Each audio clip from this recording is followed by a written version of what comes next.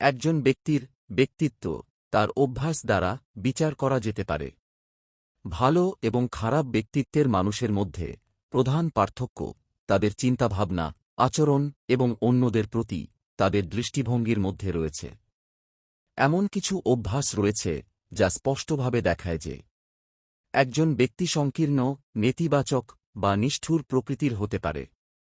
এই ধরনের লোকেরা কেবল তাদের জীবনকে কঠিন করে না, অন্যদের জন্য সমস্যা তৈরি করে। এখানে এমন 5টি অভ্যাস রয়েছে যা একজন খারাপ ব্যক্তিকে চিহ্নিত করে।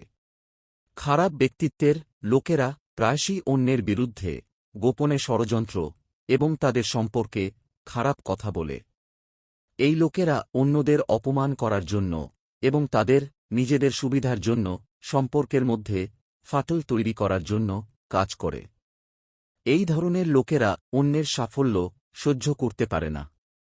তারা তাদের ব্যর্থতার জন্য অন্যদের দোষারোপ করে এবং অন্যের উন্নতিকে ছোট করার চেষ্টা করে। একজন অমানবিক মানুষ প্রতিটি পরিস্থিতিতে কেবল ত্রুটি এবং সমস্যা খুঁজে পায়। এই অভ্যাস তাকে সুখ থেকে দূরে রাখে এবং অন্যের কাছে নেতিবাচকতা ছড়িয়ে দেয়। মিথ্যা এবং প্রতারণা এই ধরনের ব্যক্তিত্বের বৈশিষ্ট্য।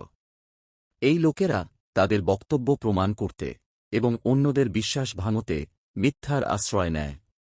খারাপ ব্যক্তিত্বের লোকেরা তাদের কথা ও কাজের মাধ্যমে অন্যকে হেয় করার চেষ্টা করে। তারা অন্যের অনুভূতিকে সম্মান করে না এবং গালিগালাজ বা কটূক্তি করতে দ্বিধা করে না। ব্যক্তিত্বহীন মানুষের আচরণে প্রকাশ পায় তাদের নীতিহীনতা, যা সমাজের জন্য ক্ষতিকর। মানুষের আসল সম্পদ তার ব্যক্তিত্ব, যাদের তা নেই তারা কেবল ছায়া হয়ে বেঁচে থাকে। ব্যক্তিত্বহীন মানুষকে চিনতে হলে তার কথার থেকে তার কাজ দেখো, সেখানে সবকিছু স্পষ্ট। ব্যক্তিত্বহীন মানুষরা নীতিবোধহীন, তারা স্বার্থপর, লোভী এবং অন্যের ক্ষতি করতে দ্বিধা করে না। যাদের মনে সত্যের আলো নেই, তাদের মুখে থাকে মিথ্যা ও কপটতার বাস। স্বপ্নহীন পথিক কখনো গন্তব্যে পৌঁছায় না। ব্যক্তিত্বহীন মানুষেরা কখনো সফলতা পায় না।